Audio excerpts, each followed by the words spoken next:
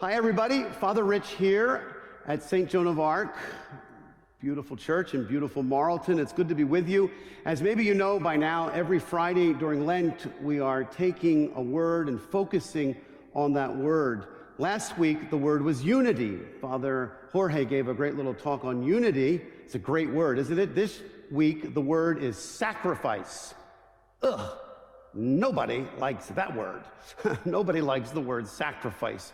When we think of sacrificing, of course, we think of giving up, letting go, and that's hard for us as human beings to do. And in doing that, there's kind of many times a struggle that goes against our will and our ego, and we don't want to really do it. And it can be even painful sometimes doing it.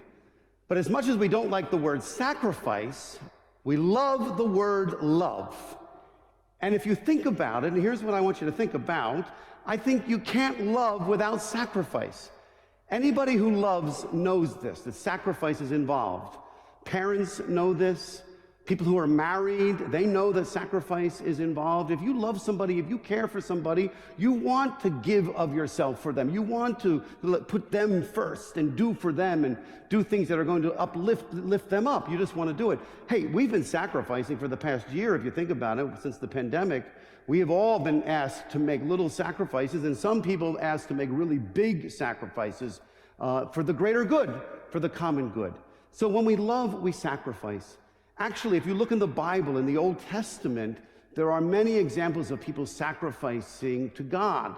In fact, what the kind of sacrifices they would do is they would give their very best. They called it giving their first fruits. They didn't want to give God what was left over. They wanted to give God the best of what they had.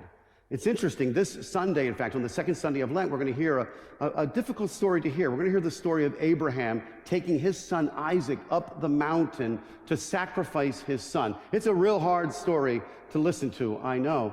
But there's three things I think important from that. The first thing is we see Abraham, of course, wanting to give to God his very best. And what's his best? It's his son. And through his son, it's his future. He wants to give God everything that he has. The second thing that we hear from this and learn from this story is that God does not want that kind of a sacrifice. God does not want that sacrifice that takes a life. God wants the kind of sacrifice that gives a life. And that's really, really an amazing thing, because that's the third thing we see in the scriptures, is that God says he will provide the sacrifice. God will provide the sacrifice. And indeed, in Jesus Christ on the cross, we see that God does exactly that. God gives his beloved son. God gives all of himself to us. God withholds nothing of his love for us. That's an amazing thing. And that's the kind of sacrifice that God asks of us to give back to God. Not out of guilt.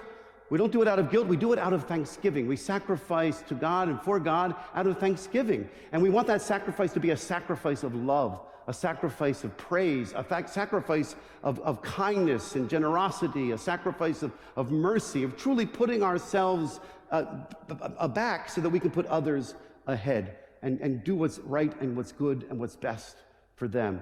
I don't know about you, but I feel like sometimes when I do give to God, it is out of my leftovers. It's out of my leftover time, or if it's out of my leftover energy. And I think we really want to try during this Lent maybe to do what Abraham and all the others did, and that is to give from the very best, a life-giving sacrifice. So all the little sacrifices you do this Lent, whether it be giving up this or giving up that or the acts of charity or kindness, do it all in the spirit of giving thanks to God for the great sacrifice of love that he's given to us. So that's our word for the day. That's the good word. Make it a good Lent.